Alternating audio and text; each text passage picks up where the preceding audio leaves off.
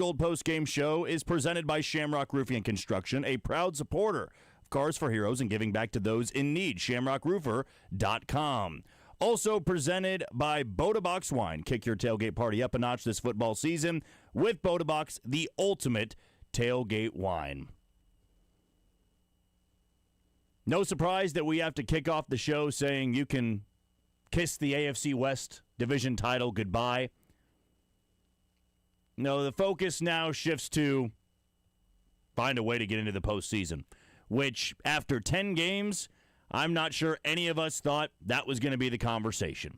Leading up to this one, coming off a bye week, Denver, a team that had, been on the positive side of a lot of one-score games, in the same way Kansas City was last year, you felt that this might be that game that gets you right the rest of the way. You're rested up. You're pretty healthy. No, you didn't have Isaiah Pacheco, but for the most part, had a healthy group going into this one. Your chance to take down a really good football team, one that is now 9-2, and you fall flat on your face in the fourth quarter.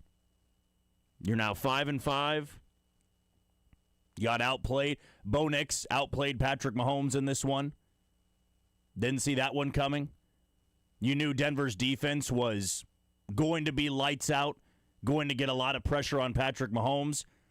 I was baffled at the amount of times that Kansas City looked lost when they would bring the house on third down. I mean, they were timing the snap perfectly. Corner blitzes, safety blitzes, winning their one-on-one. You know what Kansas City didn't do? Win a lot of one-on-ones. And then late in the game, you get the ball up 3, your chance to ice it, a long, easy, smooth drive, drain the rest of the clock. You don't even get a first down. And for whatever reason today, a couple of third and shorts, why the hell were they throwing the ball that far down the field? There was one earlier where it was a 3rd and 1, I believe, and they decided to send every receiver 15 to 20 yards down the field. Not sure why you don't use Kareem Hunt, who's really good in those spots. Not sure why you wouldn't try to pick up just 2 or 3 with your legs or with a short out route. But in that first drive, up by 3 in the fourth quarter, you just had a touchdown drive, which, of course, couldn't all be perfect. The kick had to get blocked, which we'll get to here shortly. But you don't pick up a first down there. You send Brashard Smith out on a wheel route. Not sure why you're trying to get too cute there. You punt the ball back. Denver, they move the ball a little bit. You do get a big stop, force a field goal. But you know that field goal can't be kicked if the special teams, which was brutal tonight, by the way, just did their damn job on a PAT. Oh, Denver has to go for it there. If you just snap, hold, block, kick it through the uprights. It's 20-16, and Denver has to go for it there. But since it got blocked, you then allow them to kick a 50-plus yard field goal, ties the game. All right, still less than 5 minutes to go. And you've got not a legacy drive. Patrick Mahomes has had bigger games out there, postseason games, Super Bowl runs where that's a legacy drive. But it's an important one. It should have been you getting that ball and driving down the field and either kicking the game-winning field goal, missing it and going to OT, or just time runs out on a Hail Mary. You should have never given the ball back to Denver. But you know what they did on that drive? We all know what they did. We all watched the damn game. Incompletion, sack. Didn't take any time off the clock. Give it back to Bo Nix in Denver. And just moves the ball down the field. Oh, I almost forgot. It was 3rd and 15 at one point. 0 pressure. Secondary has some miscommunication. And somebody's open enough. Sat down 20 yards from the line of scrimmage. Catches it, moving forward. And then they even had the stones. Maybe 3 to 4 yards from field goal range. To throw a one-on-one jump ball to Franklin against Jalen Watson. And Jalen Watson didn't have any idea where the ball was. And you catch that, you set it up, and unlike last year, which Denver's kick was blocked, Lutz's kick was blocked, right through the uprights. That was a pristine game-winning drive that Denver had. And for this Chiefs team, the 2025 Kansas City Chiefs, how many times have I spoken to this mic about not getting that one play when it matters most? Chargers, week 1. There was the 3rd and 18. Chris Jones decides to go inside, leaves the outside part of the line completely open. And instead of contain, he goes in, wide open side for Justin Herbert to scamper through, picks up the first down. Didn't make the big play when they needed it most.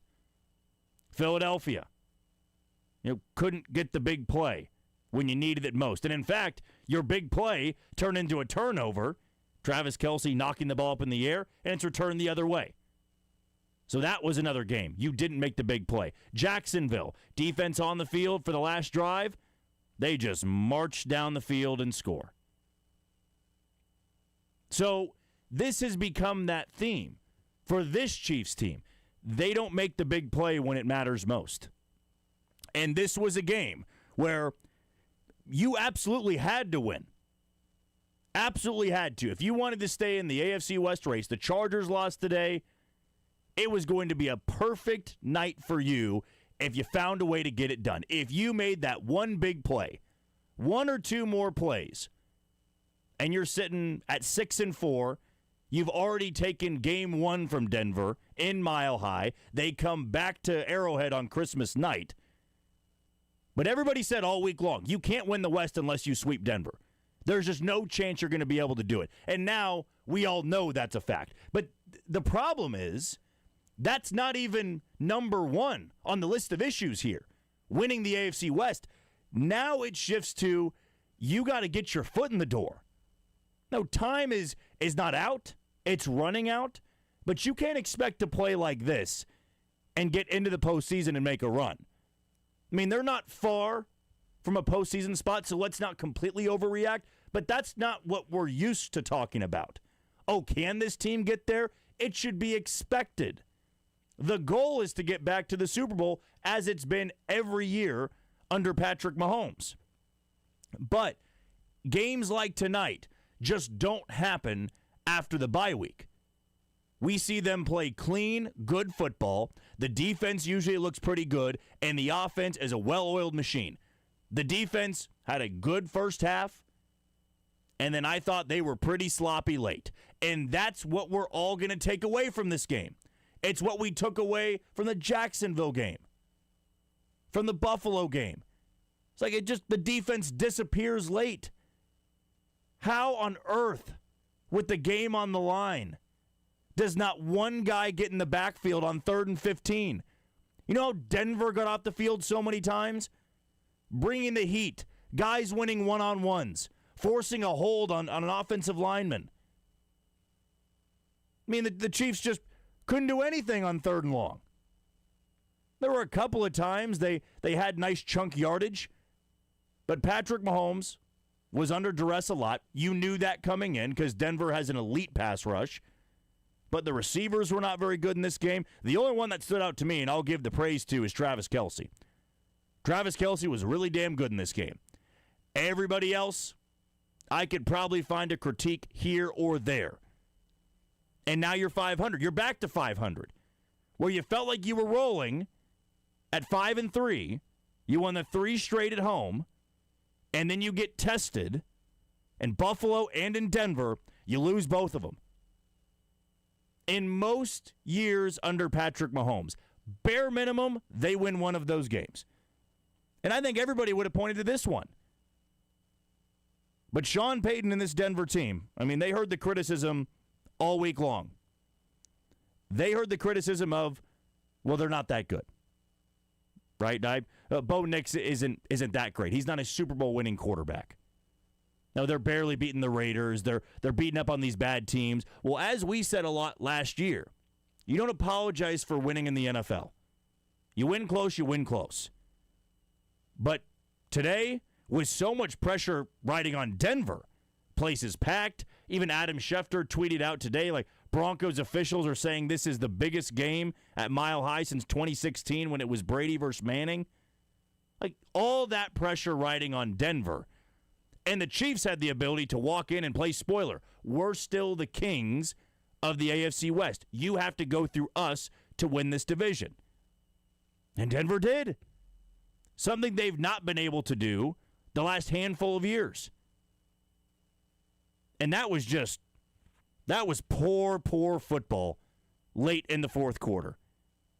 And this team, if they want to make a deep run in the postseason, either A, have to have that killer instinct with the lead in the fourth quarter of, we're going to step on your throat. You're not getting the ball back. Or if you do, it's after we've scored a touchdown. Or the second part to this, if they're down late or tied, you got to go find a way to win the damn game. Your quarterback is good enough to do that. You have the receivers to go and do that. You have the tight end. The offensive line should be good enough to hold up in that spot, whether it's at home or on the road, to march down the field and win the game. And the fact they didn't even get a first down on those final two drives, he didn't deserve to win that one. If Will Lutz would have missed that kick at the very end, or they would have blocked it, the Chiefs were just not playing well enough. And that surprised me, coming off of the touchdown drive where Travis Kelce had an incredible effort to get into the end zone. You take the lead, you get the ball back, all the momentum is on your side. All of the momentum. You pick up a couple of first downs, and you probably waste 3 to 4 minutes off the clock. But you get a stupid penalty yet again. You don't pick up any yardage, really. You did get to 3rd and 2, but you get backed up early on in that drive. Can't happen. Far too many penalties in this game. But you get backed up, 3rd and 2. Why are you running that play? Why are you running this wheel route to your third-string running back? I mean, you have Rashee Rice. You have Worthy. You have Kelce. Mahomes with his legs. Anything other than that. I thought it was getting too cute. And then you have, earlier in the game, the 3rd and 1. And if you're not going to QB sneak it, then just do the second-best option on 3rd and 1, which is give the ball to Kareem Hunt to pick up a couple of yards. And in that spot, that feels like the perfect opportunity to run the ball with Kareem Hunt. 3rd and 1, 3rd and 2. I mean, you just weren't getting much through the air. And you risk getting sacked, getting pinned back further. And it was a great punt by Matt Araiza to at least back the Broncos up a little bit, or that was actually for the game-winning drive. His other punt, they returned it to the 45. So they didn't have to go that far to pick up, a first down and then get the field goal. But the game-winning drive that Denver had, that last drive, I mean, my goodness. A ball behind Kelce nearly picked off, rolling out, throwing to Kelce on the sideline, didn't get his feet in, and then not picking up a corner blitz. And Mahomes gets buried. That was your final drive of the game. That was your final drive of this football game. -8, -9 yards. I mean, that's just not the Chiefs team that you're used to, the one you're accustomed to. And it certainly wasn't last year's team either. They didn't really have that killer instinct to bury someone. Now, I know tonight we do have the phone lines open at 913-381-0810. That's 913-381-0810. I know you're going to be pissed off. You're going to be flustered. You're going to be, as angry maybe as you've been all season long. And you have every right to vent into the phone as long as you keep it clean. Can't be cursing because that forces Dylan to hit the dump button.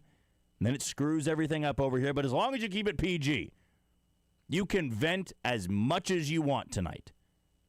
Because what I'm not going to do tonight is say, well, they still have a Hall of Fame quarterback, a Hall of Fame tight end, a Hall of Fame coach. Like, they're going to be fine. They're going to figure it out. But at some point, we have to bring up the fact that time is running out. They're 5-5. They're in third place in their own division, and they're not catching Denver. So even if you play great football the rest of the way, you're not getting home field. You have 4 less wins than New England and Denver. And yeah, come postseason time, when you turn it up a notch, you might be able to go on the road and beat one of those teams. But to have this focus after 10 games of, we got to find a way to get into the postseason, that's not a good spot to be in, guys.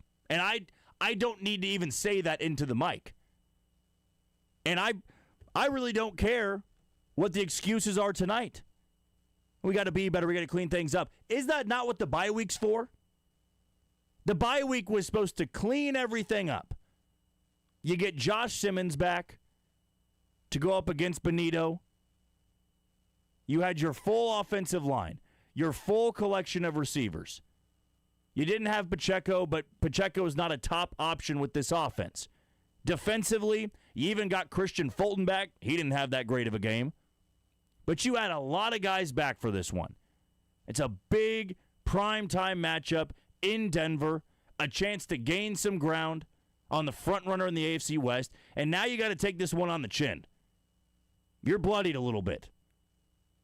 And they're going to be able to flaunt a division title. Now, maybe you're not there just yet. You'd have to be an incredible optimist to not believe that Denver is going to run away with this division. Maybe run away is a strong term. I'm sure they're going to lose a couple of games, but with 7 games left to make up that type of ground when you've already lost 1 game against them, it's going to be tough to do. So the focus shifting to, we got to get our foot in the door, that's not a good spot to be in. And look, here's one last thing I'll say before I'll turn it over to you, the caller. The Chiefs didn't do anything at the trade deadline. Didn't do anything. And whether that's the right or the wrong thing, to lose like that right after the bye week, it's not a good look in my opinion.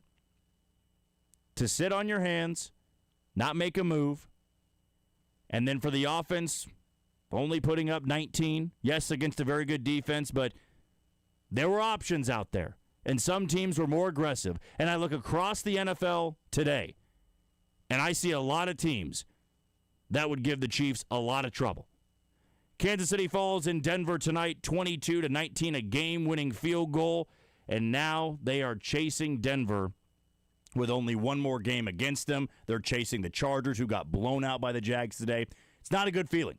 You don't feel good. That feeling in your stomach, it's not a good one. And honestly, this is the first time all season long that I'm not going to be able to say, well, these losses happen. It's a good team that they face. Denver is a good team, but a division rival, you had to find a way to win that football game considering the circumstances late in the fourth quarter. Let's go to the phone lines and kick it off with Gary. Gary, you're on the Red and Gold Postgame Show. Go ahead.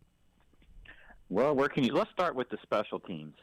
If I were Dave Tobe, I think I'd be looking for a realtor right now because he has had a horrendous year. The coverage units are horrible. The field goal kicking and PATs have been an adventure. He finally got smart today and took Remigio out of the return game and put Thornton in there, who has a little more juice, because Remigio, he's got the athleticism of George Karlaftis. Offensively, the big dumb coach in the red hat, he, like you said, he gets cute. Short yardage. If you don't trust your back to get that, then you have no confidence in your offensive line, and you're telling your running back, you can't do this. And that's why Andy is the big dumb coach in the red hat, because he thinks he's a genius. He's not. He's wearing a clown suit this season, and it's showing. The offensive line, and the stupid penalties. This is why they'll never be as good as those Patriots teams that had their run, because those Patriots teams never did stupid things like this. They never had an abundance of penalties in the game that were just stupid. And anybody that thinks this receiving core is fixed, you're kidding yourself. There isn't a one on this roster. This team needs a true number one. You can say Rashee Rice all you want. He's not a guy. He's not a game breaker. He's not going to wreck your game plan defensively. And don't forget, Surtain and Alex Singleton weren't out there today. And the receivers' impact was a couple of big plays, and that was it. Defensively, Spuds, he needs to abandon that zone. you don't have Derek Thomas and Lawrence Taylor coming off the edge. You're not getting pressure. And they didn't affect the bootleg on that final play. Where was the press on that? I just don't get it. And as far as the roster construction, this roster is horrible. And, as far as making the trade, they had no assets to move. They don't have a lot of draft capital because they're stupid with it. They would rather move up and lose picks than move down and accumulate. The salary cap's going to be in utter disarray for a while, and that's because you've got the wrong guy, Andy Reid, in charge. And next time somebody asks Andy a personnel question, he says, well, you're going to have to ask Brett. Well, get Brett Veach out there so people can ask him a question, because all Brett Veach is a lightning rod and a mouthpiece. That's all he is. And Andy has got his fingerprints all over this, and it's looking the same way it did at the end for him in Philadelphia. And if he wanted to walk away, I would not complain, because I'm tired of watching the same soft team. And you talk about who's going to make a play. There's nobody on this team that wants to make a play. I'm sorry, but Patrick Mahomes looked like Russell Wilson 2.0 tonight. That stupid INT that he threw when they could have got 3, how huge was that? That was just a stupid throw by him. And I don't want to hear him, we got to do better, blah, blah. You know what? It's over. You can't go back and change it. I don't want to hear you're sorry. I don't want to hear, we've got to do better. Your season is over, and you're going to lose next week because you've got Lou Anarumo coming to town, and he's got a pretty good defense. So you're going to lose again next week. I don't see them winning again until Thanksgiving Day, if that, because this team is soft, poorly coached, because no team commits the same stupid mistakes over and over like this team does. And I'm sorry, but there isn't a leader on this team. There isn't. Mahomes isn't a leader. You never see him jump anybody.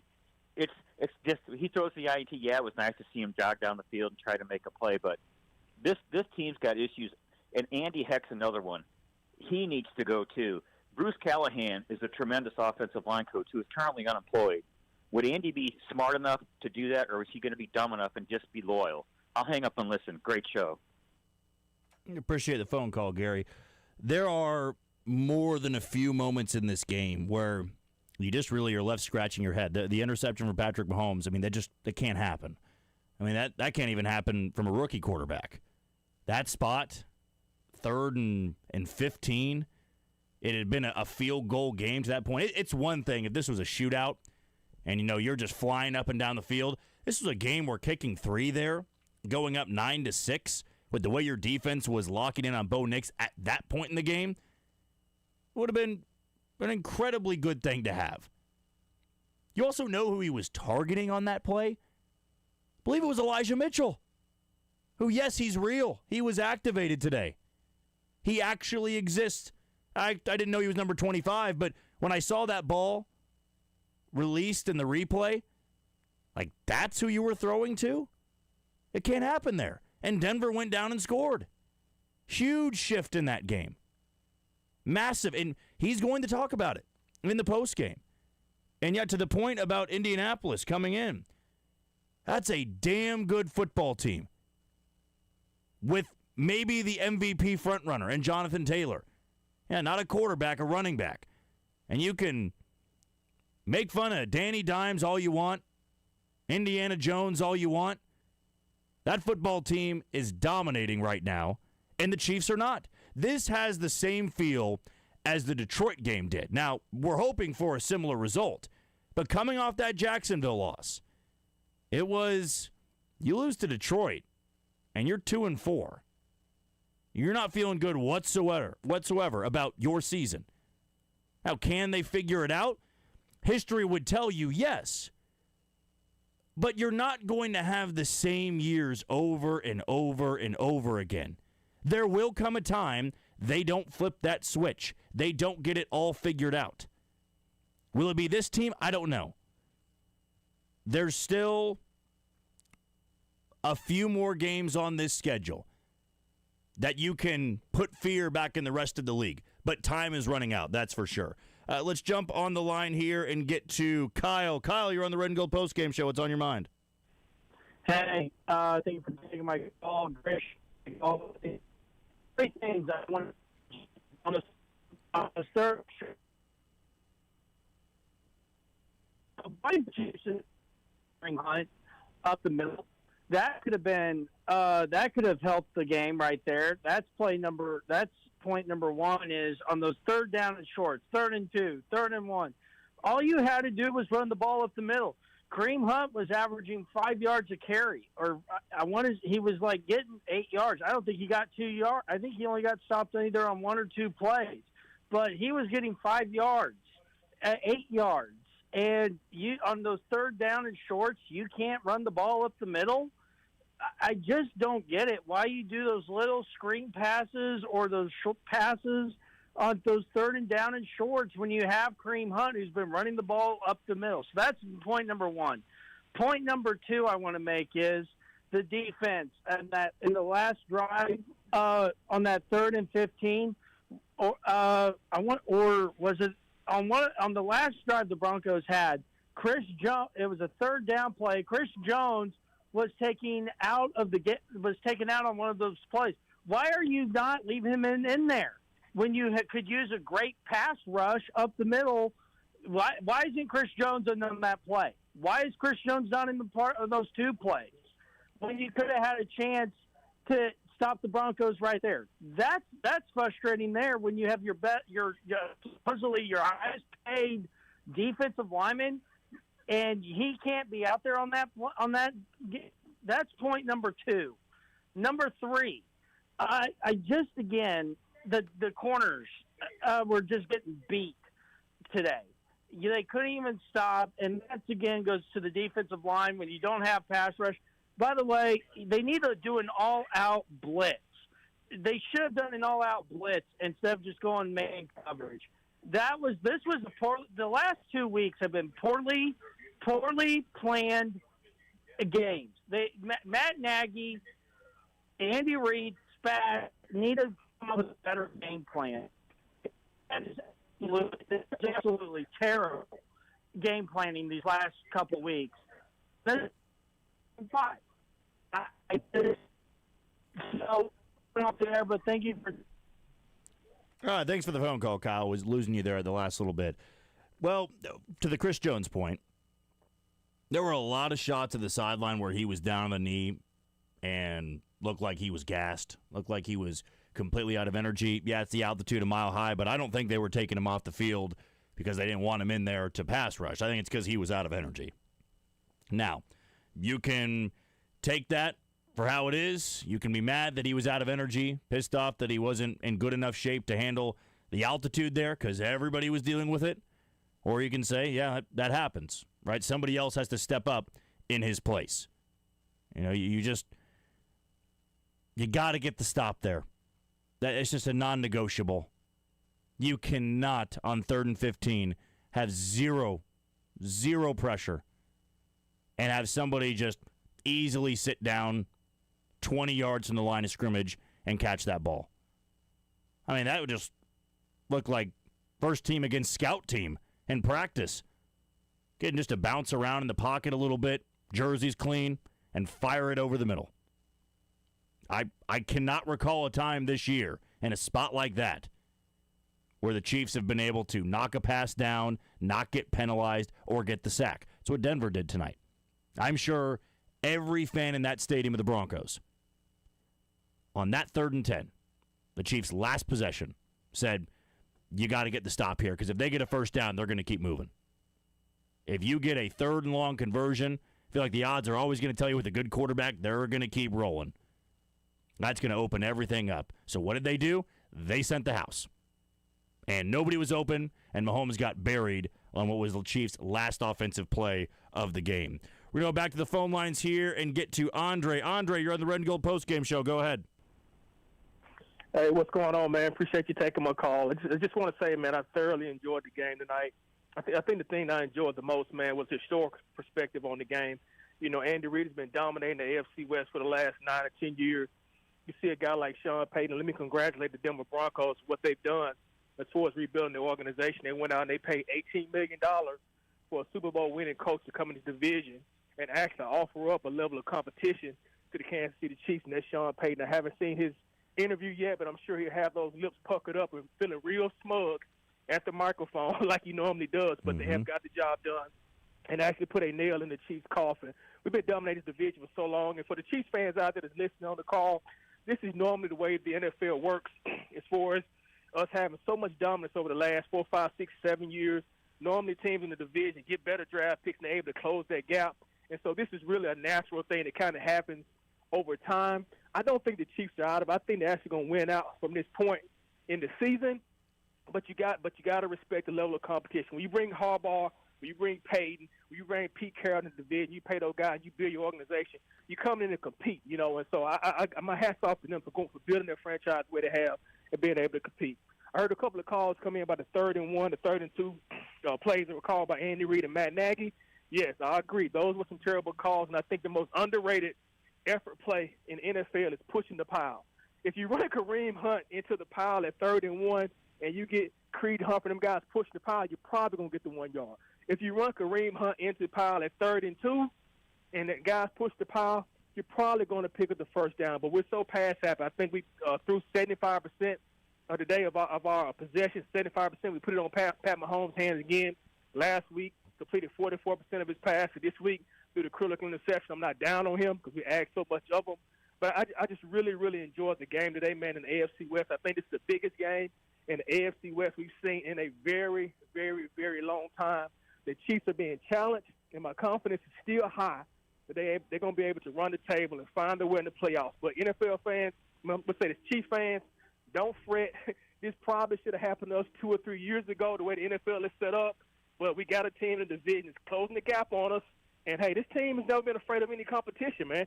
So I'm not worried about these guys stepping up the rest of the season, man, making a run of this thing. But, hey, everybody in the division, guess what? They getting paid too. So, man, anyway, great show, man. I'll listen to you guys out there. I appreciate the phone call, Andre, and can count on you to stay optimistic. You're probably our most optimistic caller each and every week. And I will say this. I mean, if you're upset, you're a Chiefs fan, it's why you're upset. From an NFL standpoint, a team that really needed this one. I mean, if Denver lost this game, I feel a lot of people tonight, tomorrow morning would be saying, yeah, Denver's going to blow this division lead. But the NFL wants this. The NFL, I would say that the other fan bases, they want to see some competition in the AFC West because for so long there wasn't. There's a desperation as well. Yes. On the Denver side. Because if not now, when? If you weren't going to do it today, then when were you going to do it? This was their moment. Why the crowd was phenomenal. It's packed. It's loud. You're playing good football. You've won 8 in a row going in. Or 7 in a row, whatever it was. I mean, they're red hot. And they've won a lot of games with their defense. And tonight they won their game with their defense and their special teams. 5 field goals from Will Lutz. He was perfect 5 for 5. Game winner 2. Chiefs had a PAT blocked. They were penalized a lot. Also, one thing I want to point out, too, the Broncos had 10 penalties for 147 yards.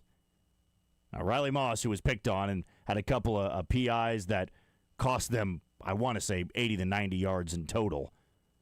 But the Broncos didn't have a super clean game either. In the past, it would have taken a perfect football game from Denver to beat Kansas City. Tonight, I don't think it took a perfect football game.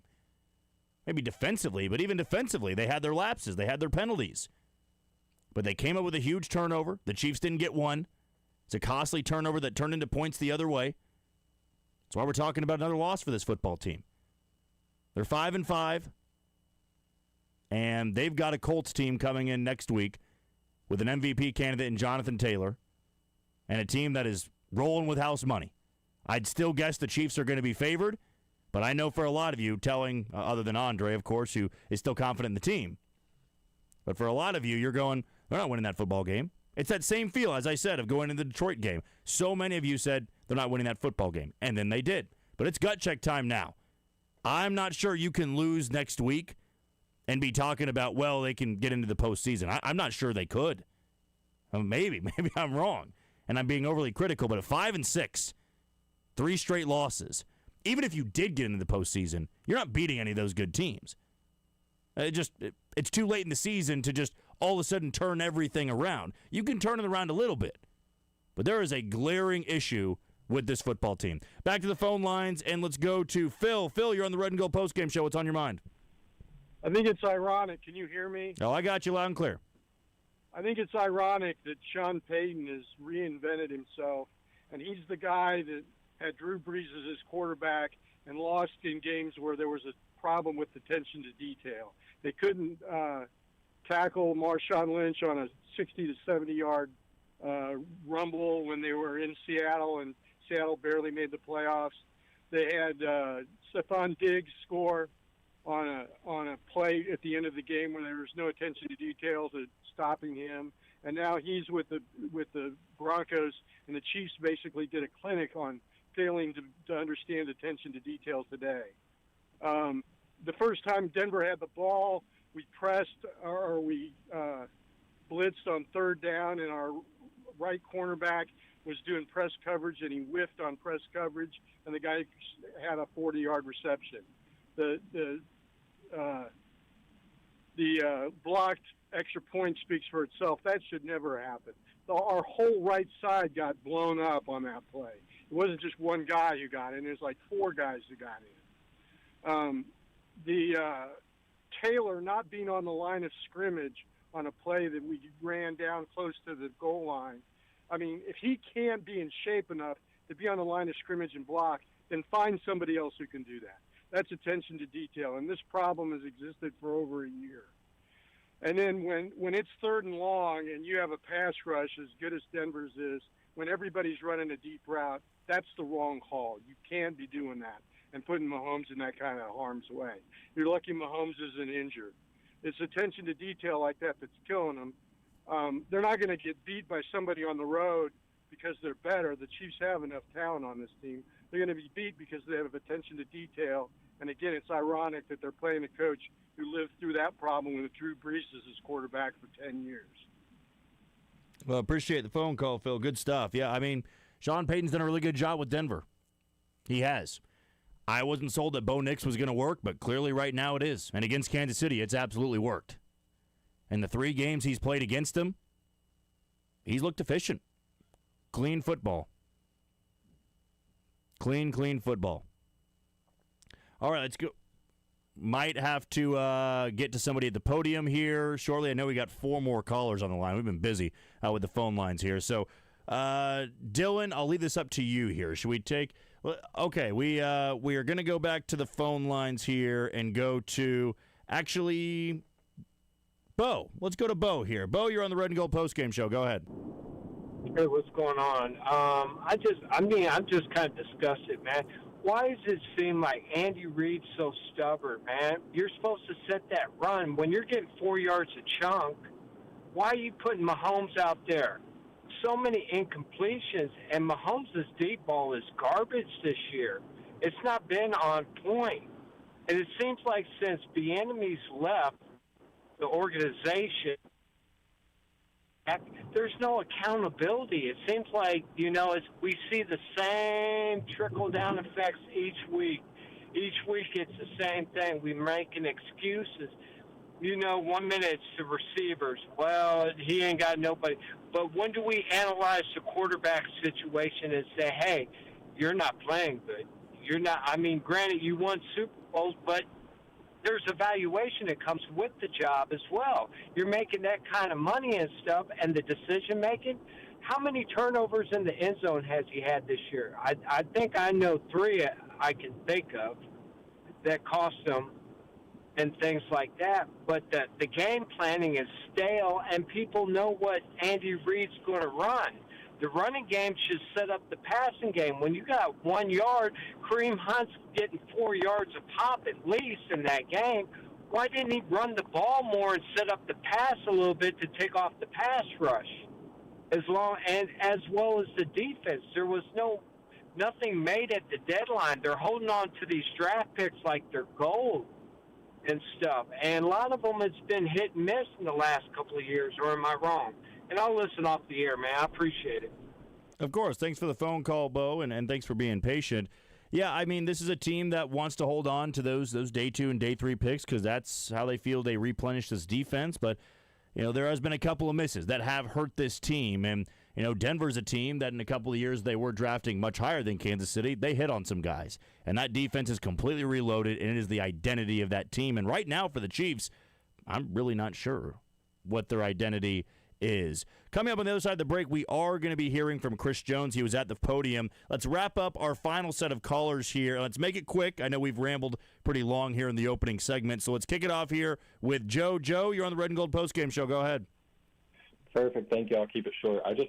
I'm so disappointed with the energy level of the team. I don't know if you saw this clip of Rashee Rice, like right before the halftime. He just looked totally deflated, and the game was tied at this point, and they're right in the thick of it. And Rashee looks like they had already lost. It's like, dude, this is a huge divisional game. We have to get up. And Chris Jones, I know a lot of people are talking about Chris Jones on the sideline looking gassed. This is game number 10. And I know it's Denver, and I know the elevation, but how do you not get up for this game?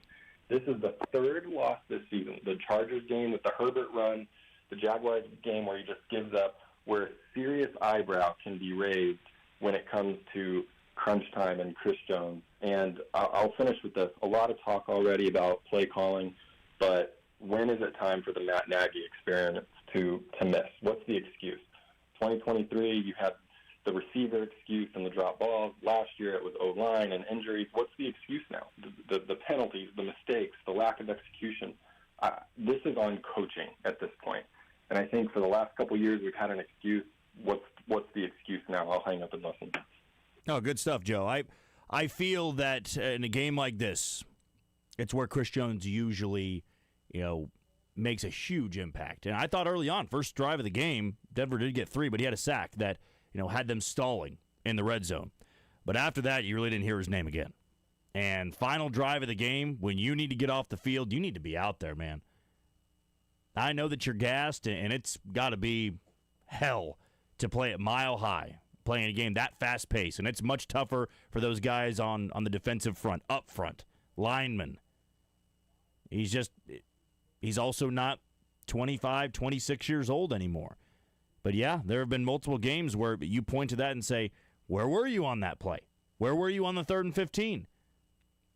You got to find a way to step up in that moment, and that's been the theme of this team all year long. Needing the big play, needing the big stop. They have not got it done. Let's go to Dakota here. Dakota, you're on the Red and Gold Postgame Show. What's on your mind? Yeah, 3 quick points. Number 1, what's going on after a bye week? With Andy Reid's record, I expected far better. We've had plenty of time to prepare. Number 2, Chris Jones, like everyone else has said, there's no leadership there. He was gassed. He was tired. It's a divisional game that meant a lot and didn't seem to perform. And 3, special teams, absolute booty cheeks. I think it's time we start talking about Dave Tobe and really reflect on that. Look at Butker, just look at the team overall. Yeah, not great. Disappointed in tonight, but onward and upward, I suppose. Thanks. All right, love it, Dakota. Love the stuff. Special teams. Man, that has been a thorn in the side all season long, it feels like. Butker's had his games to have the blame at his feet. The block PAT, I believe it was Wanya Morris on the interior there that got run over. And the Broncos did a little bit of what the Chiefs did last year when they blocked the kick. Overwhelm one side and blow through them and get the block. But it changed the game. Watching that in my mind, I didn't say it audibly, but I'm just watching him going, they got to get this one here. But I had this feeling in my stomach, the pit of my stomach, that he was going to miss or they were going to block it, because you don't have that confidence in the special teams right now. Kicking the ball out of bounds, holding calls. I mean, it's endless with the special teams. And I don't want to hear about, well, they got to be better, got to clean it up. It was after a bye week. You have to clean it up then. To have that type of performance, 10 penalties, yeah, a couple of them can be ticky-tack, but some of them were not. They were blatant bad plays. Not being in the right position, putting yourself in a spot to hold, not lining up correctly.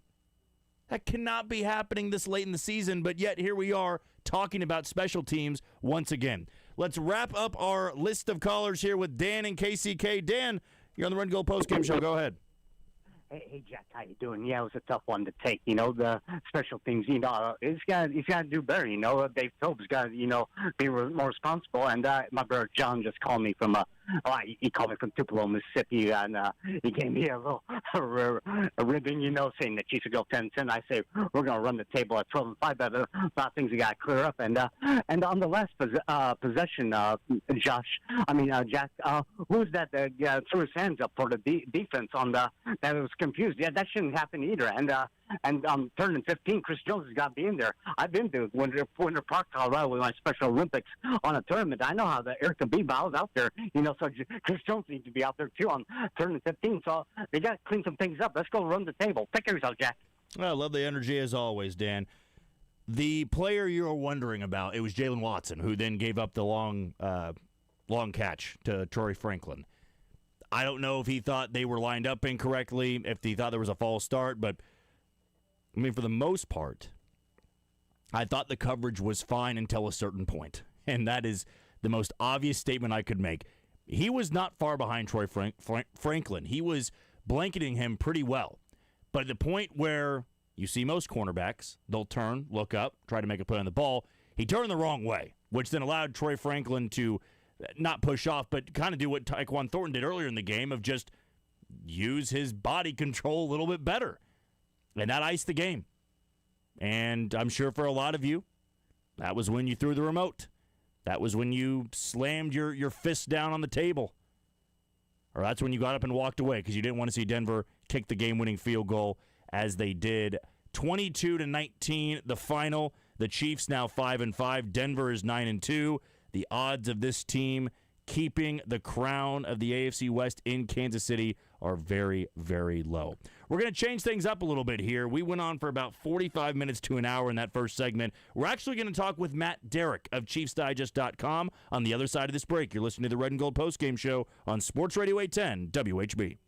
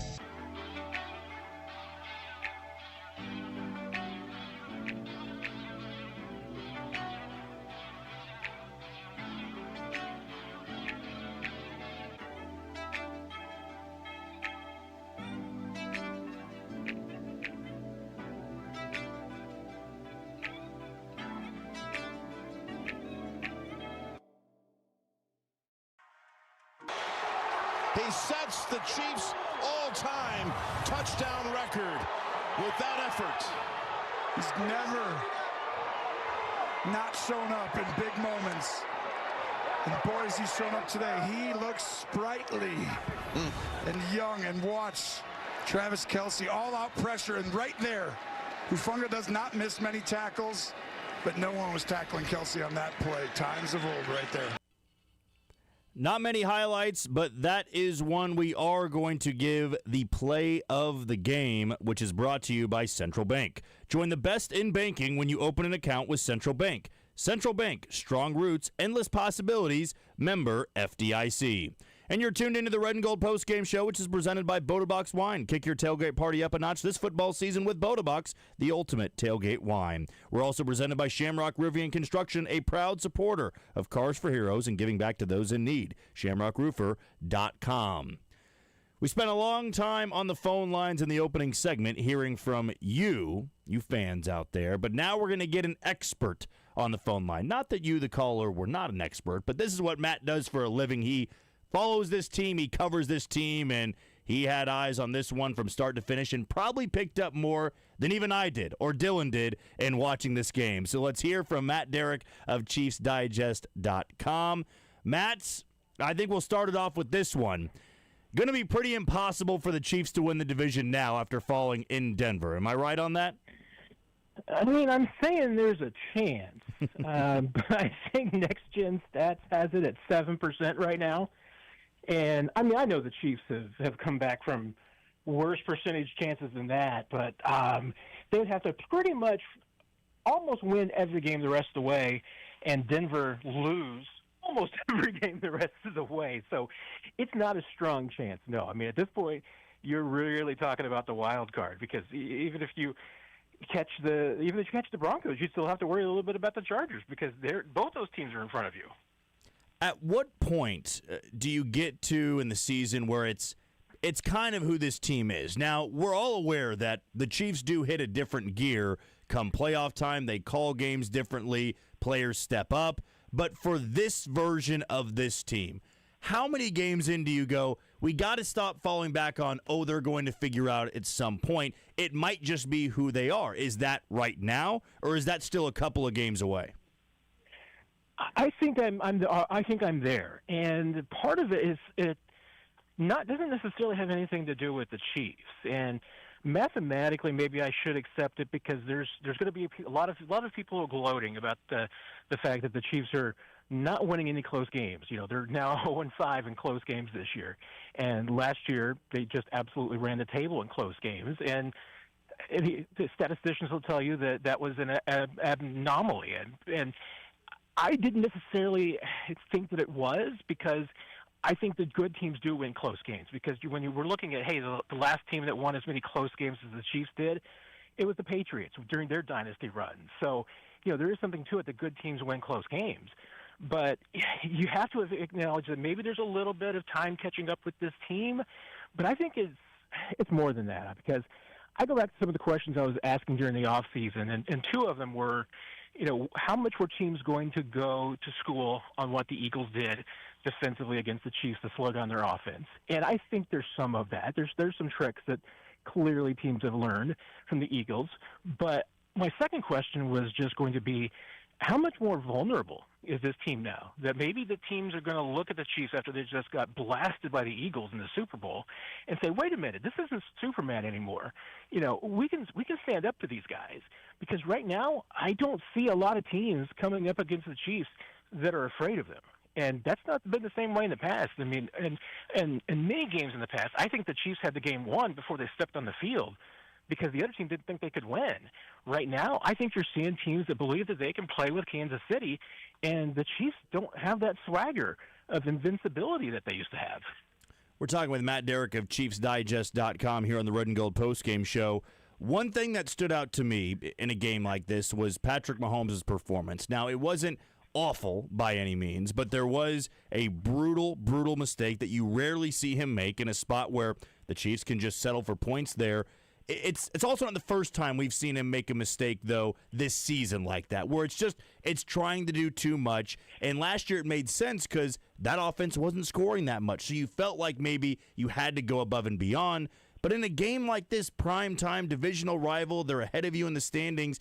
I kind of expected Patrick Mahomes to come out and have one of his better performances, but is that more to crediting Denver's defense and how good they are? Or is there something off right now with this Chiefs offense and Patrick Mahomes, linking up with some of these receivers? Yeah, I mean, I think you have to give the Broncos their due. I mean, there's certainly, I think, a lot of credit that they do deserve for just what they did to the Chiefs today. And one of the things is that they made some adjustments at halftime. In the first half, they only blitzed Mahomes 4 times, and Mahomes was able to get into a pretty good rhythm. And when they did not blitz him, they only had like a 22% pressure rate. That's actually a pretty good job, and especially considering the front seven of this Broncos defense, that's a really good job. They blitzed him 10 times in the second half, and when they did that, they got a 50% pressure rate and 3 sacks. So that, I think, just tells you a lot right there that, the Broncos stepped up the pressure, they stepped up the heat, they made him more uncomfortable, and when he was made uncomfortable today, I thought he made some uncharacteristic mistakes in the second half. And like you said, that interception it's an inexcusable one. I mean, just no quarterback should be making that interception. But he had another one earlier that, got called back on the penalty that could also have been just inexcusable interception. And he had some other turnover-worthy plays, I thought. So I thought he was actually really good in the first half, and I thought he was pretty good in the fourth quarter. There was a little run there in the third quarter, I thought, where he just kind of got out of rhythm and wasn't himself.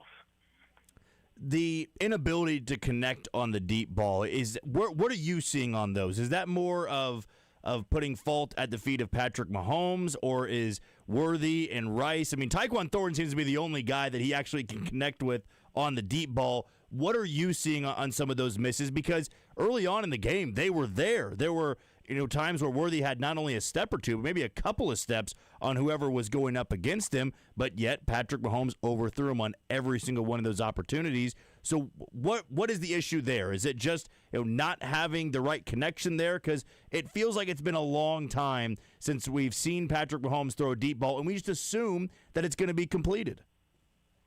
Yeah, I'd have to go back and just look at the numbers because I'm with you. I mean, it feels like that the Chiefs were having a little bit more success in them early in the season. Tyquan Thornton was kind of in a role there, and I think he is the best deep ball receiver on this team. I mean, obviously, he's got the speed, he's got the route running ability to make those plays. I think he's also just the best deep ball catcher on the team. Xavier Ward has got some skills, and Hollywood Brown does too, but I think the most complete deep ball receiver is Tyquan.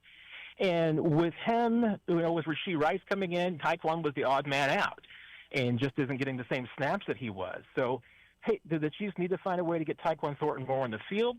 Probably. I thought the first 2 balls, they had 2 in the early on that they missed on. One was the Worthy and one was the Thornton. And I thought those were a little bit maybe just mile-high balls, a little bit more air under them than Mahomes was expecting, maybe not calculating that Worthy and Thornton are not going to be as fast as they usually do at mile-high. So maybe if it's a little bit more air under that, one of those gets completed. But then again, I also picked up 2 flags for defensive pass interference that gave him, I think, 86 yards. So, between that and the Thornton play, they had 3 deep plays that basically gave them, I think, 147 yards of offense. So I'm not going to complain about that. Last question for you here, Matt. Really do appreciate your time. You look at the last games here on the schedule for Kansas City. They have a really good Colts team coming into town with Jonathan Taylor next weekend. You still got to face this Broncos team again. You still get the Chargers. I mean, there are some tough games on the schedule. And at 5-5 and losing ground in the playoff race, what's your confidence level that they're going to turn things around here and grab one of those playoff spots? Or are you at a point now where it's below 50% just because of what we've seen in the last 2 weeks and also just in this 10-game sample size? Well, Next Gen Stats says that the Chiefs have a 59% chance of making the playoffs. And, I honestly feel like that it's a little bit better than that. I guess I'm still buying the stock, even though it's in the tank right now, Jack. the least playoff stock. I can't buy AFC West stock. Can't give that stuff away. But they've got one team in front of them in Jacksonville that, has the top playoff tiebreaker on them. Chargers are also in front of them, and they've got the tiebreaker. And then they've got two teams behind them, and at least one, tied with them, in Baltimore and Houston, that they've got the tiebreaker over Baltimore, and they can get the tiebreaker over Houston. So they could at least improve their situation, but they're going to have to, catch up with the Chargers and the Jacksonville Jaguars. I still think that the Chiefs have a schedule built to. I would have said going into today they could go 7-0 the rest of the way. My confidence in 7-0 is still not there, but this team, based on at least the history of the 17-game schedule, you're going to feel good at 10-7 that you can make the playoffs. 11-5 of them almost certainly. So, if you're the Chiefs, 6-2, 5-3, if this team can't go 5-3 the rest of the way, excuse me, I guess 5-4 or 5-2, 5-3, 5-2. I can't keep track of anything anymore, Jack. I've apparently lost my mind. 5-2 the rest of the way. I feel like that they should. I don't see two games on here that they should, more than two games on here that should definitely lose. Even if they were to lose next week to Indianapolis, which would be a close to disaster to going 0-2 in both these games, I still like their chances. And if you told me that this team went 7-0 the rest of the way, I wouldn't necessarily be surprised either. But they can't do it doing what they've been doing. They've got to fix some things. Well, Matt, appreciate your time as always, and we'll talk to you early next week. Sounds great, Jack. Take care, my friend. There he goes. It's Matt Derrick of ChiefsDigest.com giving his insight on the Chiefs' 22-19 loss in Mile High against the Denver Broncos. We'll take a quick break. When we come back, we got some audio to play for you. We'll probably get to Chris Jones there. Actually, we'll do Andy Reid, Dylan is telling me. So you'll hear from the head coach of the Kansas City Chiefs coming up next on the Red and Gold Postgame Show on Sports Radio 810 WHB.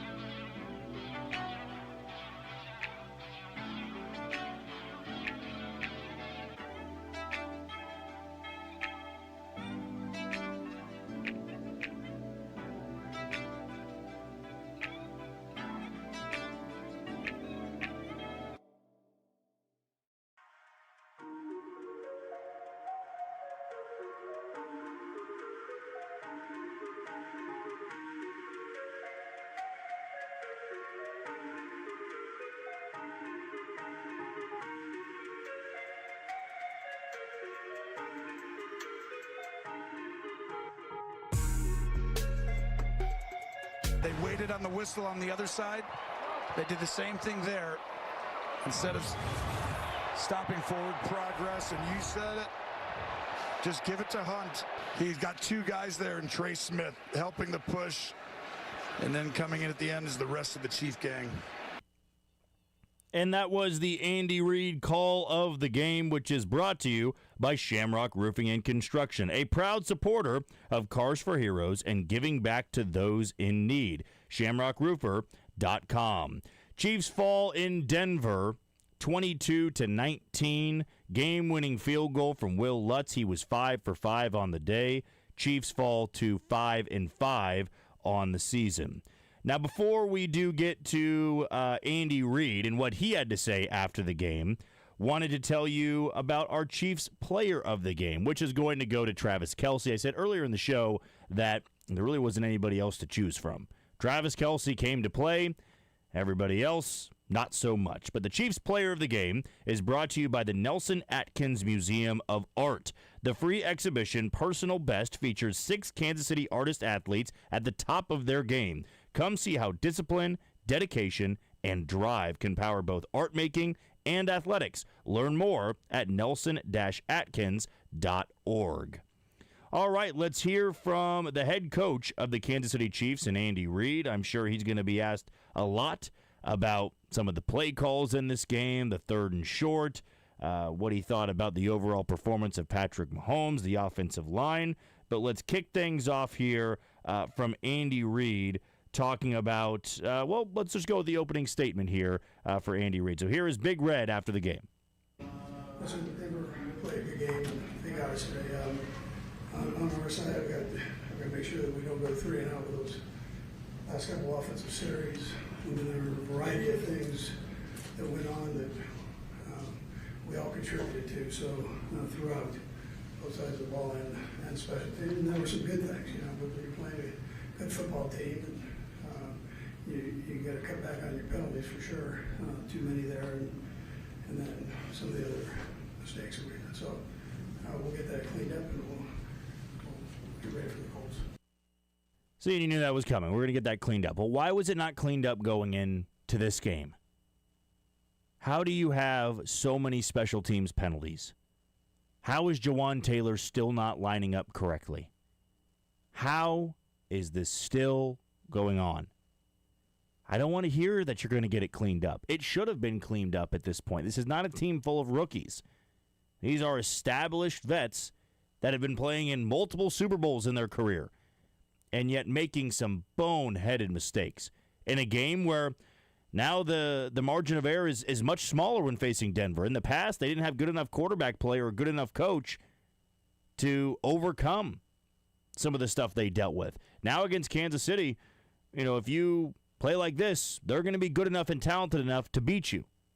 And they've now shown that in back-to-back years, though I'll excuse last year. All the backups were playing in the final game of the season. But at Arrowhead, the blocked field goal, the Chiefs were playing with their food, and Denver played really good football.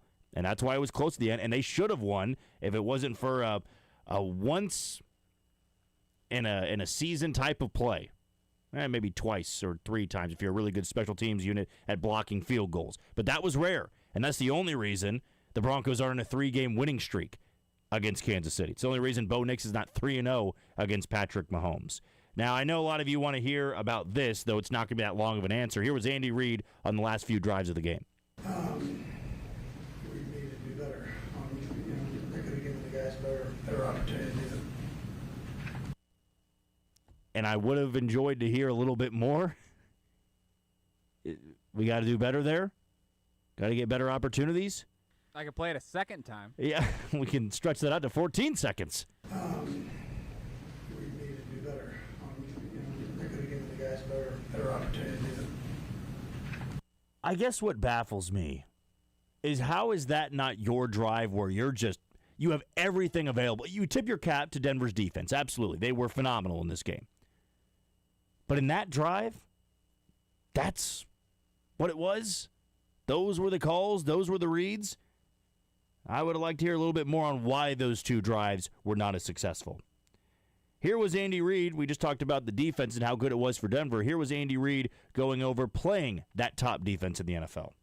Well, listen, they're the number one defense in the National Football League. So we were fighting, and then we had some where we were going backwards and kind of self-inflicted things. So got to take care of it. You know, not only does Denver's defense play well, they make you play poorly. And there were a lot of poor plays the Chiefs made. And so that's why, even though I can hear you out if you're talking about, well, the Chiefs beat themselves. Well, they beat themselves because Denver made them play poorly.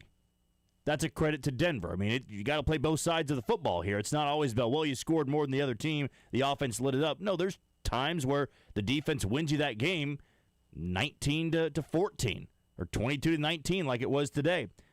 But forcing the Chiefs and Patrick Mahomes into some brutal mistakes, and there was none bigger than the red zone interception, 3rd and 14, no reason to throw that football to Elijah Mitchell. Throw it away, kick the field goal, you have a 3-point lead, and you've been holding Bo Nix and that offense down pretty much all afternoon long. Here was Andy Reid on that interception for Patrick Mahomes.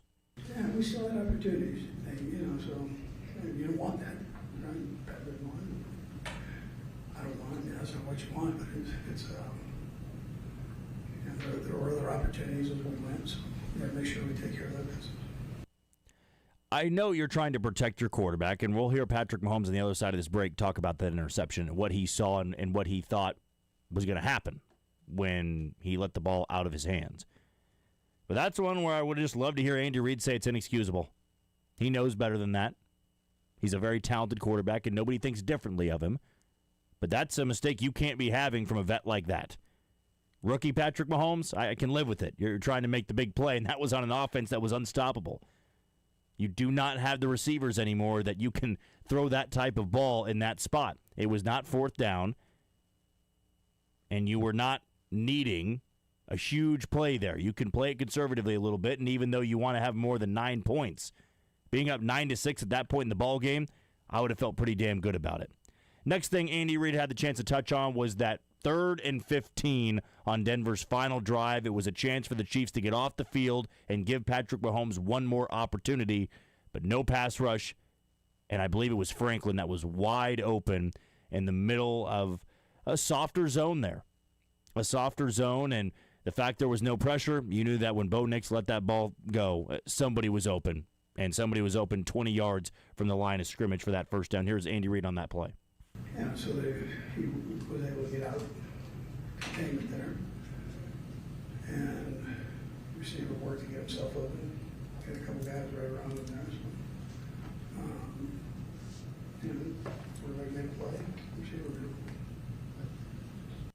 And that's where I go back to Denver makes you make the mistake.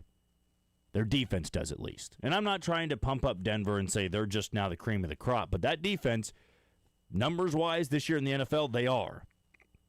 They're a defense that can overwhelm you, and they did on those final 2 drives for Kansas City. And this one, a 3rd and 15, you're also not trying to make a mistake and try to force the issue there. But Bo Nix was calm, poised, waited for somebody to get open, and they were wide open. And to me, that's more on the defensive line there. Your secondary can't be asked to cover somebody for 5 to 6 seconds. Somebody has to get home, and by the way, nobody was even remotely close. Did we pay someone this offseason to do that? Yes. Yeah. Paid multiple guys. Multiple guys. To come up with a stop in that play. Right. But Karlaftis, nowhere to be found there. Chris Jones, nowhere to be found. Charles Omenihu, nowhere to be found. You got to get pressure in that spot. You cannot have somebody on 3rd and 15 sit in a crisp, clean pocket and fire the ball. I don't believe there was one time Patrick Mahomes had the protection hold up today, sat back, bounced a little bit, and then just fired the ball to somebody. Always felt like he had to throw it on the run or had to get it out quickly. For Bo Nix, that was probably the best protection in one single play he had all night long. Andy Reid did talk about the deep shots that Patrick Mahomes took early on in the game and also late, connected with Tyquan Thornton. But other than that, didn't really connect with anybody else. Here was Andy Reid on those deep balls in the game. Yeah, we thought we had some opportunities down the field. Didn't work out, but percentages, you're going to take a few and lose a few of those. But we felt like it would come back and help us, and it did later on in the game. This offense can't reach its ceiling if they can't connect on the deep ball, and it's got to be more than Tyquan Thornton. It has to be your more common targets in Xavier Worthy and Rashee Rice, Hollywood Brown as well. And they've connected a few times, but it's got to be more of a constant when they're that open. You've got a Hall of Fame quarterback that needs to be able to hit that throw. And yes, Matt Derrick was talking about the mile-high ball and just a little bit more air under it than you thought there would be. It's also not the first time Patrick Mahomes has played in mile-high. A little bit softer touch there. Now, I'm not the one making those throws, but I feel Patrick Mahomes will tell you, yeah, I want that one back. Worthy had more than a few steps on him. If I hit him there, it's 7-3, and that crowd is completely silenced and taken out of the game. One big moment late that was not offense or defense, it was yet again special teams, was Harrison Butker having his PAT blocked. If he makes it there, well, then Denver has to go for it on their next drive, or 2 drives later, I believe it was. Instead of it being 19-16, it would have been 20-16, that 4th and 5. They got to go for it. And that could have ended the game for the Chiefs, but there was a collapse on the interior of the line, and Butker's kick got blocked, and they were fortunate it wasn't returned the other way for points. Here was Andy Reid on that blocked PAT. They did a good job splitting us right there. And we were pretty good in that area, and they got us. No. I mean, that's just something that simply can't happen. I can't reiterate that enough. That point in the game, you get your PAT blocked in the first quarter, the second quarter. Yeah, it may come back to bite you, but in that spot, everything riding on it, you force Denver to score a touchdown to beat you instead of field goals, which they had only had 1 touchdown all game. Huge swing there. I don't want to hear they were good on that and we got to be better. No, that just can't happen. Again, the pick that Mahomes had, inexcusable. The PAT getting blocked in that point, inexcusable. That was a bad look for the Chiefs late in the game. Now, one of the headlines going into this one was Josh Simmons and his return. He started over Jalen Moore. What did Andy Reid make of his performance? Yeah, well, I thought he did a good job for being off as long as he was, and then going against who he went against. Did a pretty good job there. He did have a tall task, and going up against that pass rush in his first game back seemed to be pretty well conditioned. That's a tough environment to be in. Was flagged a time or two, but you'll take that in a performance where you needed the offensive line to be good. You needed Josh Simmons to be good, and I thought for the most part he was pretty good.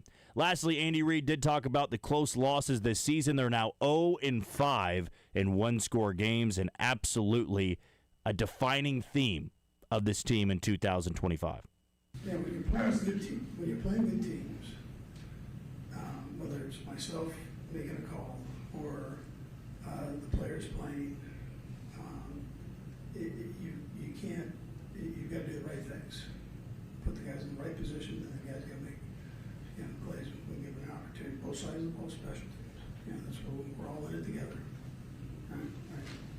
All right, that was Andy Reid after the Chiefs' 22-19 loss in Denver to the Broncos. They're now 5-5 on the season. We'll welcome the Indianapolis Colts this coming Sunday. Kickoff is set for noon. We'll take a quick break. When we come back, we'll hear from the quarterback of the Kansas City Chiefs and Patrick Mahomes. He's on the other side of the break on the Red and Gold Postgame Show on Sports Radio 810 WHB.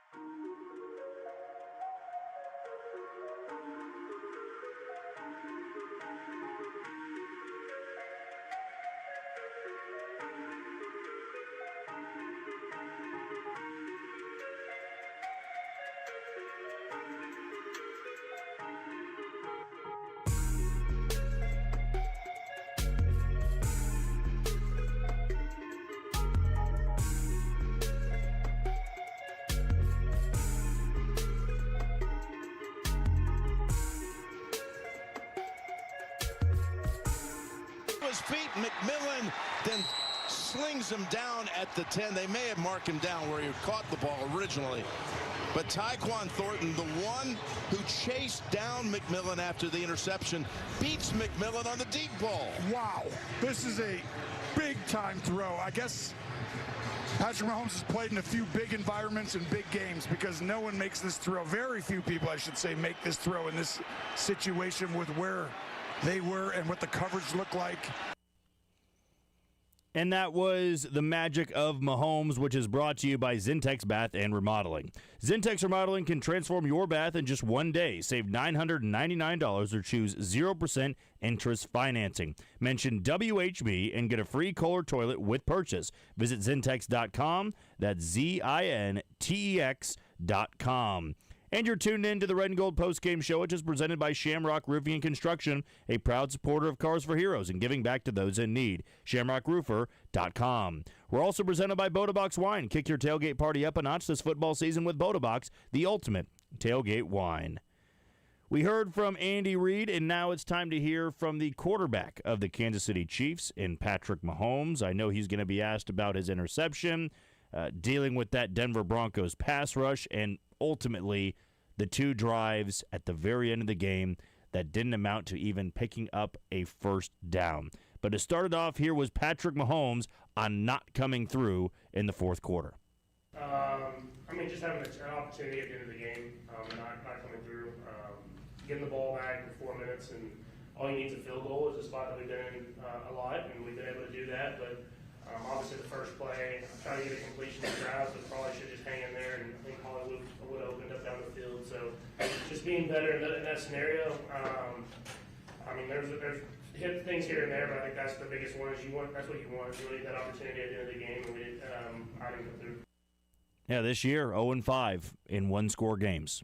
Just not being able to make that one big play or multiple big plays on a final drive to ice the game. And here is Patrick Mahomes on how it's been different or what's been different in these one-score games this year. Just not making the plays, not making the throws at the right time, and like I said, I had Hollywood probably on that play, and that's that drive starter. And once you get a drive started like that, you kind of get the momentum on your side. And so, staying true to my progressions and not just trust me, don't want to sit around and block and get the guy a chance out of the field, let him go out there and make a play. And now, after not coming through in yet another one-score game, Chiefs have fallen to 5-5. They're third place in the AFC West, and they still have a pretty tough schedule ahead. And that's going to begin on Sunday with the Indianapolis Colts. Here was Patrick Mahomes on where this team is at right now. Obviously it's going to be tough to get back in the division race, but at the end of the day, all of the goal is to get into the playoffs and try to make a run at it. And all you can focus on is next week. We got to learn from this one as much as possible, knowing that we're going to get a great opponent coming into Arrowhead this next week. We're kind of at that point where we got to find a way just to win football games, and got to keep moving forward. That's what this league's all about. And we know that it's not the first time the Chiefs have lost a game like this. Hell, this year they're 0-5 in games that end like this. A game-losing, turnover, or you have it's ultimately been the defense not being able to get off the field. Let's be honest here. It's not really been about having a turnover in a spot where you can't have it. It's been the defense not forcing a punt, not forcing a turnover on downs, or best case scenario, finding a way to force a turnover. But here is Patrick Mahomes on the message to the team after a game like this. Yeah, you got to let it. It sucks. Don't get me wrong. You got to feel that, but you got to be able to kind of use that energy to push it into the next week, into the rest of the season. And all you can focus on is the next game. You get another opportunity to go out there and improve yourself. And obviously, we've been losing these close games recently, but we've played some good football in spurts. It's just about being more consistent. And until we go out there and do it, all you can do is just keep saying you got to keep practicing and getting better and better, and push yourself to go out there and do it on game day. It would have been a different outcome in this game, in my opinion. I go back to that first drive, not hitting Xavier Worthy on the deep ball. If he hits him on the deep ball, I feel it completely opens up the offense the rest of the way. Not that you're going to be scoring on every single drive, but it's a tone setter. And to not miss once but twice on that opening drive, it kind of became what the offense did all night long or all afternoon long, was just a step there, a missed throw here, a missed block there. It just was all these little margins. They were not winding up on the winning side of it. And the deep ball was one. Other than Tyquan Thornton, they were always on the losing side of it. Just a touch too far, a touch underthrown. They were fortunate to pick up some big penalty yardage when Riley Moss was flagged a few times on a deep ball to Hollywood Brown. But they were not on the same page. Maybe it was the altitude. Maybe it was the receiver not really putting himself in a good position. But here was Patrick Mahomes on the deep balls that he missed in this game. Yeah, I mean, the first one I just got to make the throw. There's no other way around it. The play was designed for Trav. I think Trav's wide open, but you have these alerts on your plays, and how the safety was sitting with Xavier's speed. I knew that he was having a chance down the field. I just got to give him a chance, kind of like I did Tyquan later in the game. It's like you got to give guys chances. I missed that one. He missed Tyquan on the sideline. I mean, you learn from it at the same time. But against a good defense like that, you're not going to have these opportunities all game long. And so when they're there, you got to hit them. And I would say it's a great job by Xavier getting open and getting himself there. I got to give him a chance to make a play downfield. Well, now it's no secret that this team is facing some serious adversity. You're 500, not terribly late into the season, but late enough. You're after the bye week now. Here is Patrick Mahomes on facing that adversity at 5-5. Yeah, I mean, it's not always been just championships. We dealt with adversity, and guys have learned and gotten better from it. I mean, obviously, this is something that we haven't dealt with so early in the season. At the same time, I mean, I know the guys in that locker room and know how they're going to respond, and all we can do is stick together and push ourselves to be even better, and try to do what we can to win this next week. Yeah, that's a perfect lead into his next clip here, because you move on the next week. You've got a big test with the Indianapolis Colts, and Matt Derrick said it, man, you lose that game, it's nothing short of a catastrophe at that point. You're 5-6. And you're scrambling, you're scratching and clawing just to maybe grab the 7th seed in the AFC playoff race. But here is Patrick Mahomes on moving on to these remaining games. No, not necessarily. I mean, I think Coach Reid says it when he kind of talks to us at the end of the games and stuff like that. And it's always about the next week. And like I said, you gotta feel it. I mean, it sucks losing this football game, and you think you have a chance to win it, and you don't do that, and kind of get yourself behind. But at the end of the day, all you gotta do is find a way to get in. We have a lot of games ahead of us, and we're going to do our best to put ourselves in position to go out there and play our best football each and every week. So to get ahead and find a way to win some of these games, it's going to take finding that identity. And I said this earlier in the show, I'm not sold the Chiefs have an identity. Usually they do. It's built on their offense, and their defense can play well enough. This team, I'm not sure where it is. They don't really do one thing exceptionally well, and you're going to have to if you're going to make a deep run in the postseason. Here was Patrick Mahomes on where the Chiefs can find themselves. I think we're really talented. We have a lot of great players. It's just about being more consistent. I think it starts with me. There's times where I'm firing and I'm throwing the ball and we're moving the ball down the field at ease, but at the same time, there's times where we go in spurts where I miss throw like I did, or a protection call, or whatever that is. And so it's just about being more consistent. That's what this league is, and we haven't been consistent enough to win football games, but it starts with me. The point in this game where it really flipped was that red zone interception, and we heard Andy Reid discuss that a little bit, what he thinks Patrick Mahomes saw on that, trying to make something happen there, trying to take advantage of an opportunity. But we need to hear from Patrick Mahomes on that, because that was a bad read, a bad mistake, and just simply inexcusable in that spot when you could have settled for 3 to take the lead. Here is Patrick Mahomes on that brutal red zone interception. Yeah, I mean, I was rolling up to the right. I mean, you can't do it. But I thought, I'll look at the film. I thought I had Elijah come down the sideline. I was going to give him a chance, and I just didn't throw it high enough. At the end of the day, I got Twin on to go to me because he was guarding him, and I didn't throw it high enough. He jumped up and made a good play. So, I mean, I made that throw before. At the same time, the type of football game we're in, don't put the ball in harm's way. Take the 3 points and move on to the next possession. And even with all the penalties, the turnover, the struggles, special teams gaffes, the Chiefs had the ball and the lead late in the fourth quarter.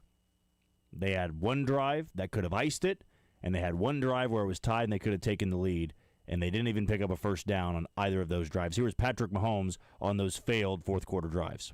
Yeah, it's just I've just been in that situation before. It's like once you get that first down, another day, it's cliche, but you do get the momentum on the drive. You get the defense on their heels, and The fact that I didn't take that shot down from the first play, and then the second play, we weren't able to get much going. So then the third play, they kind of have where they can kind of lean forward and blitz and do stuff like that. Just knowing the situation, I've been in that situation before, so I'm finding a way to get a completion, get that first down, put us in the driver's seat, and then push the envelope. But at the same time, I didn't find it there, and they kept a good blitz on that third down, so they didn't give myself much of a chance. Last two pads. If there was one positive in this game, which is hard to talk about after a loss like that, where now you fall into 5-5 with back-to-back losses to the Bills and the Broncos on the road, was Travis Kelce getting that milestone touchdown, which put the Chiefs ahead. And I thought in that moment, man, you make the PAT 20-16. I like the chances of this defense stopping Bo Nix just a couple of times, and you can squeeze out of Denver 6-4, and you're 1-0 against them on the season. But no dice. We do have to hear Patrick Mahomes, though, talk about that milestone touchdown for Travis Kelce because he was a star in this game. Unfortunately, it just wasn't enough. Yeah, he deserves it. I mean, the work that he puts in every single day. I mean, obviously, people watch the gameplay and then, like, the game days and playing on the field and stuff like that. But he's a leader, man. He's someone that comes to work every single day and puts the time in. And so it just speaks to the person that he is, that he's able to go out there and break that record. And that was a great play and a big moment in the game. That's when he usually makes his big plays. And lastly, Mahomes had the chance to talk about the elite defense that he went up against. That was a brilliant pass rush, brilliant game plan script that they had in slowing down the Chiefs' offense. Thought the secondary without Pat Surtain, we didn't really talk about that too much in this show, to not have their number one cornerback and play like that in the secondary, very impressive. Here was Patrick Mahomes on that top defense he faced in Mile High. So they did a great job, you know. That's a good defensive line on all five positions, and they have guys that come in. But they did a great job. Kelly hopping in there at one point and doing it and holding his own as well. And so it'll be good for them going forward. But at the same time, I got to utilize that and make those throws down the field whenever they do give me that time. So just about being more consistent for myself. But I thought they played a good football game today. All right, that was Patrick Mahomes after the 22-19 loss to the Denver Broncos. As we mentioned, they're now 5-5 on the season and will welcome the Indianapolis Colts this coming Sunday. We'll take a quick break. When we come back, we'll hear from Chris Jones for our locker room report on the Red and Gold Postgame Show on Sports Radio 810 WHB.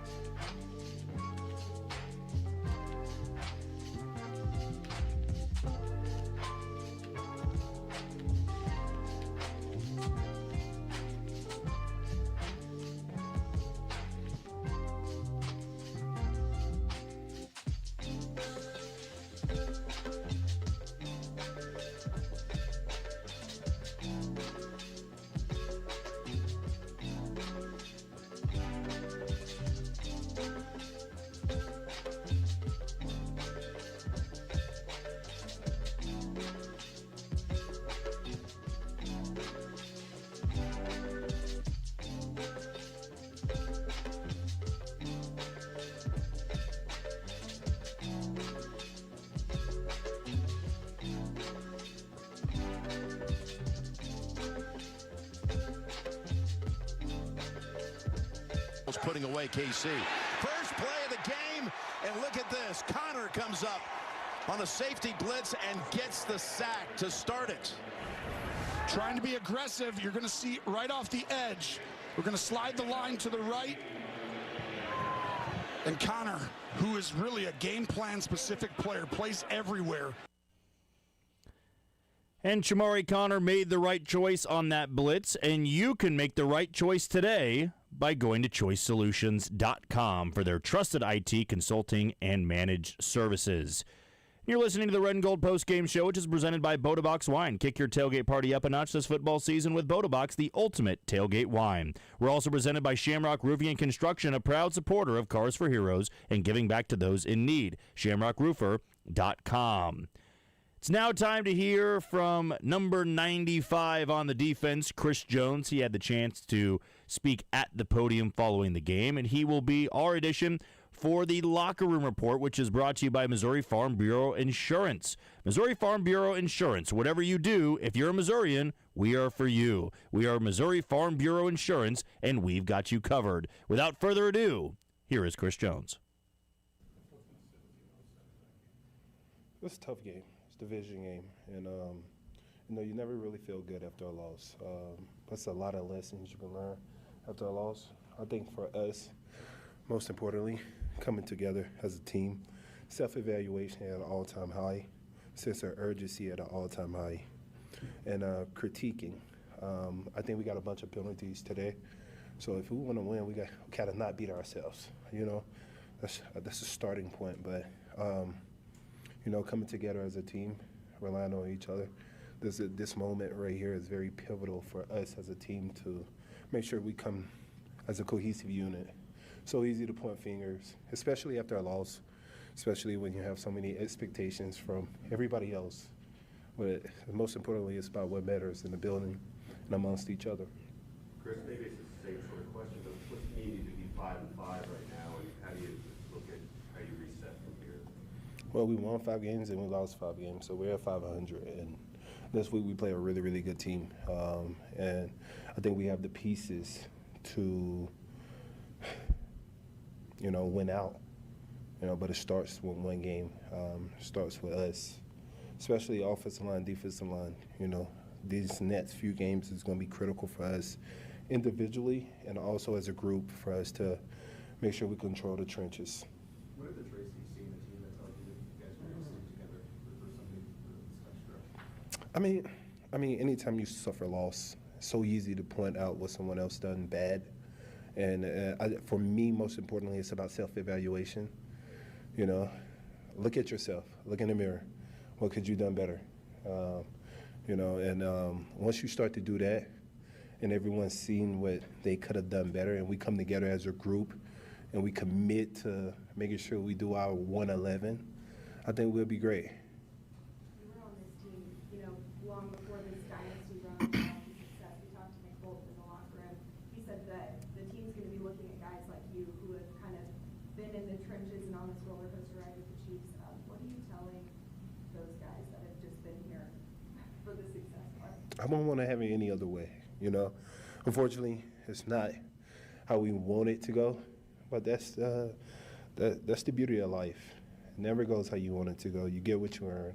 And right now for us, we're 500. And looking forward, we got 7 more games left. And we start with 1 game at a time.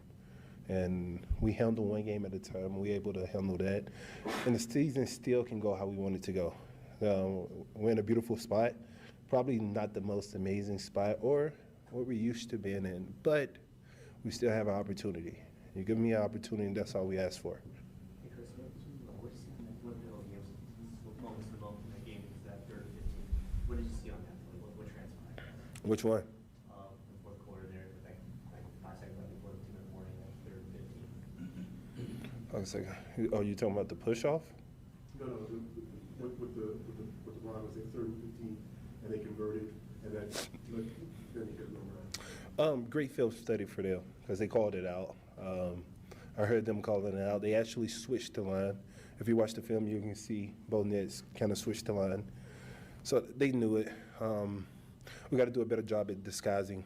On that one play, though, with the push-off, the offensive there was also a false start on that too that Watson seemed to be calling you. I mean, you were obviously, in your position, so you can see that, but you guys talk about that afterward. There were literally 2 penalties on that play. Listen, I'm not here to critique the refs. Sometimes they see it, sometimes they don't. For us, especially in 3rd and 15, we got to get off the field. We got to get off the field, especially critical downs as us as a defense. So we can go back and watch film, see what we could have done better, and make sure we execute. I think that's the most important thing, executing when we need to the most. 3rd and 15, we got to get off the field.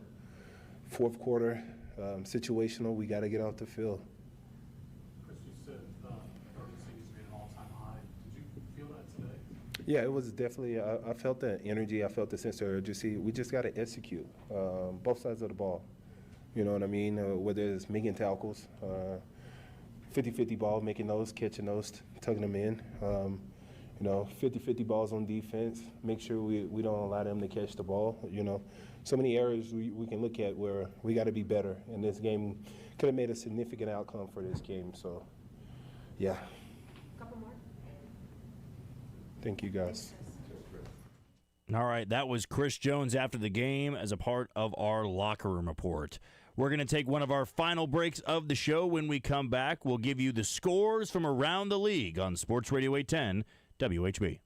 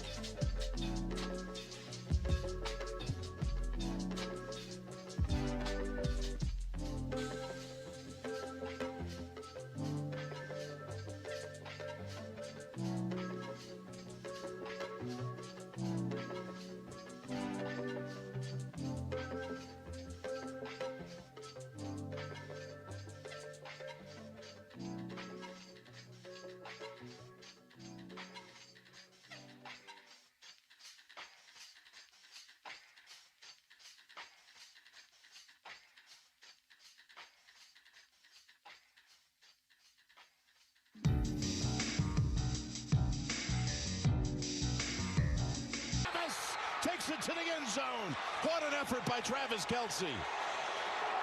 He sets the Chiefs' all-time touchdown record with that effort. He's never not shown up in big moments. And boys, he's shown up today. He looks sprightly and young. And watch Travis Kelce, all-out pressure, and right there, Hufanga does not miss many tackles, but no one was tackling Kelce on that play. Times of old right there.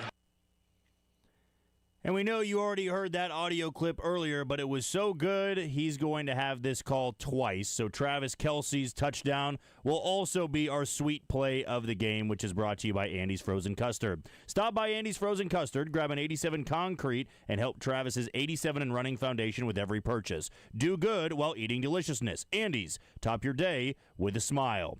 And you're listening to the Red and Gold Postgame Show, which is presented by Shamrock Roofing and Construction, a proud supporter of Cars for Heroes and giving back to those in need. ShamrockRoofer.com. We're also presented by Boda Wine. Kick your tailgate party up a notch this football season with Boda, the ultimate tailgate wine. We are wrapping up our show tonight, but we don't want to end the show without giving you the scores from around the league. Also give you an update on Sunday Night Football, which you can listen to right here on Sports Radio 810 WHB following our show. But for the scores that are now final, earlier this morning, the Dolphins beat the Commanders in overtime, 16-13. So now the Dolphins all of a sudden have gotten a little bit hot after starting 2-7. The Steelers throttled the Bengals, 34-12, but Aaron Rodgers did get banged up in the game. Mason Rudolph came in to replace him. At least I believe I saw that right, that it was Mason Rudolph that came in to replace Aaron Rodgers. I can now confirm that. Mason Rudolph went 12-16 for 127 yards and a touchdown, a quarterback rating of 118.5. The Jaguars dominated the Chargers 35-6. That LA offensive line, which is completely ravaged, had a long, long afternoon, and that's why it would have been great for Kansas City to win today. Not only would you gain a game on the Broncos and have that head-to-head, you would also gain a game on a Chargers team that is leaking oil a little bit now. The Bills won a shootout in Buffalo against the Buccaneers 44-32. And if you are a fantasy football follower, you would have loved the numbers that Josh Allen put up in this game. He was all over the place. Did have 2 bad picks in this one, but really made up for it in every other way. Again, the Bills win 44-32. The Bears took down the Vikings 19-17. They now move to 7-3 in year 1 under Ben Johnson. The Texans barely beat the Titans without C.J. Stroud, 16-13. The Titans still have just 1 win on the season against the Arizona Cardinals. The Panthers beat the Falcons in overtime, 30-27. The Packers hung on to beat the Giants 27-20. Jameis Winston and the Giants were winning for a large majority of this game, or at least were ahead late, and the Packers did find a way to come up with some big plays thanks to their quarterback in Jordan Love. That final, again, was 27-20. The Rams beat the Seahawks 21-19 in what was maybe the game of the day going into it record-wise. You had 2 teams in their own division, 7 wins each. They both were 7-2, and the Rams get the best of Seattle in this one as they now move to 8-2 and are near the top spot in the NFC. The 49ers beat down the Cardinals on the road 41-22. Brock Purdy is back, looks really healthy, and that Niners team is very sneaky for what maybe people have been expecting out of them this year. Yes, they are still well coached by Kyle Shanahan, but they went through so many injuries early on and yet continued to win and win and win. Seems like they are going to be one of those playoff teams that you don't want to run into when they get everybody back at the right time. The Ravens came back to beat the Browns. We did see Shedeur Sanders for the first time. He did have an interception in this one. But the Ravens, all of a sudden, after their 1-5 start, have rattled off a couple wins in a row, and you can count that as an AFC North divisional win for them on the road, 23-16 the final in that one. And then, as you know, with the Broncos and the Chiefs, Denver wins 22-19, a game-winning field goal from Will Lutz. And Sunday Night Football, which, again, you will be able to hear after our show, 6-6 right now in Philadelphia between the Eagles and the Lions, 35 seconds to go before halftime. We'll take our final break of the show. When we come back, we will wrap it all up on the Red and Gold Postgame Show on Sports Radio 810 WHB.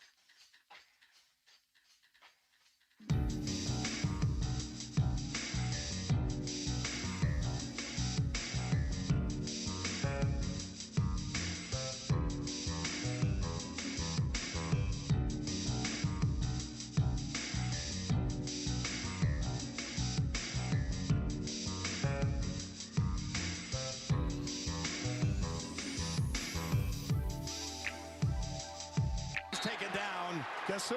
Yep. Just the third time this year Chris Jones has a sack. Been a lot of talk about where are all the sacks. He gets one in the first quarter today. When the Chiefs are, their backs are against the wall, you need your star players to show up. And I kept putting it in my notes. Chris Jones has been awfully quiet this year. Expect the inner beast to come out today. And he's like, oh, this is important? All right. You're going to see Chris Jones today. And that was the defensive play of the game, which is brought to you by Boda Wine. Kick your tailgate party up a notch this football season with Boda, the ultimate tailgate wine. Boda is the premium boxed wine that wins with wine critics. Boda, this is how we Boda. Please drink responsibly. Sponsored by Boda Vineyards, Manteca, California. Another disappointing loss for the Chiefs this afternoon in Denver was a pivotal game on the schedule. One you were waiting 2 weeks for due to the bye week, and yet they fall. Second straight year in Denver. Actually, I believe it's the third straight year they've lost in Denver. This time 22-19, a game-winning field goal for Will Lutz, and now they will turn their attention, speaking of the Chiefs, to the Indianapolis Colts. They will kick off this noon. It's a Colts team that is 8-2. Right now, looking at the spread, Chiefs are favored. So if you want to have that optimist outlook, 3.5-point favorites are the Chiefs, the total at 49.5. Enjoy Sunday Night Football. You'll get the second half between the Eagles and the Lions. But as for us, we'll talk to you next Sunday, Kansas City.